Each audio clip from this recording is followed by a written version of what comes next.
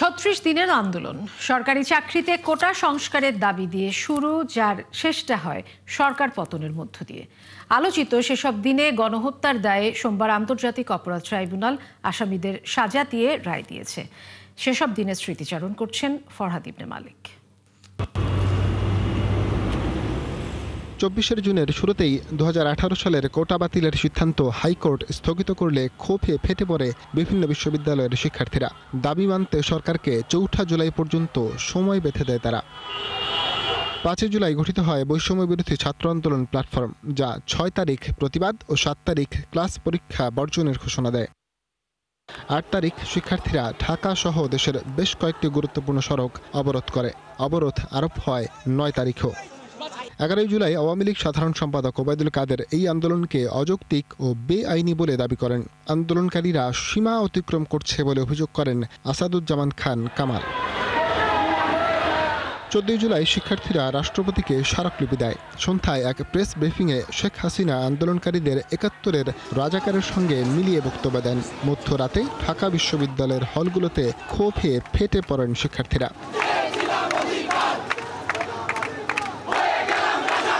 এ নিয়ে ১৫ ও ১৬ জুলাই ঢাকা বিশ্ববিদ্যালয় সহ বিভিন্ন স্থানে চলে বিক্ষোভ, হামলা চালায় ছাত্রলীগ। এর জেরে ১৮ জুলাই সারা দেশে কমপ্লিট শাটডাউন ঘোষণা করা হলে এতে হামলা চালায় পুলিশ ও আওয়ামী লীগ। নিহত হন অনেকে, বন্ধ থাকে ইন্টারনেট। ১৯ জুলাই থেকে সারা দেশে জারি করা হয় কারফিউ। আন্দোলনে বাড়তে থাকে নিহতের সংখ্যা। এর মধ্যে ২০ জুলাই আইন শৃঙ্খলা বাহিনী ধরে নিয়ে যায় নাহিদ ইসলামকে। আন্দোলন থেমে যাবার বদলে চলতে থাকে তার আপন গতিতে। আন্দোলনের মাঝেই ২১ জুলাই সর্বোচ্চ আদালতের রায়। সেখানে ৯৩% কোটা বাতিলের সিদ্ধান্ত নেওয়া হয়। তবে এই রায়ে সাড়া না দিয়ে কমপ্লিট শাটডাউন আরও জোরদারের ঘোষণা দেয় আন্দোলনকারীরা। ৩০ জুলাই কোটা আন্দোলনের ৬ সমন্বয়ককে আটকে রাখায় পরীক্ষা বর্জনের ঘোষণা দেয় এইচএসসি পরীক্ষার্থীরা। ৩১ জুলাই শিক্ষার্থীদের আন্দোলনকে সমর্থন জানান শিক্ষকরাও। ২রা আগস্ট বিক্ষোভ তখনও অব্যাহত। এরই মধ্যে ৪ঠা আগস্ট থেকে অসহযোগ আন্দোলনের ঘোষণা দেওয়া হয়। ৩রা আগস্ট সরকারের সাথে আলোচনার প্রস্তাব প্রত্যাখ্যান করে শেখ হাসিনার পদত্যাগের দাবি জানান নাহিদ ইসলাম। ৪ আগস্ট মৃত্যুর সংখ্যা বাড়তে থাকলে ৫ই আগস্ট মার্চ টু ঢাকা ঘোষণা করা হয়। ৫ই আগস্ট সকালে সব ধরনের কারফিউ উপেক্ষা করে দেশের বিভিন্ন প্রান্ত থেকে সাধারণ ছাত্র জনতা ঢাকা অভিমুখে রওনা দিলে চাপে পড়ে দেশ ছেড়ে পালাতে বাধ্য হন শেখ হাসিনা।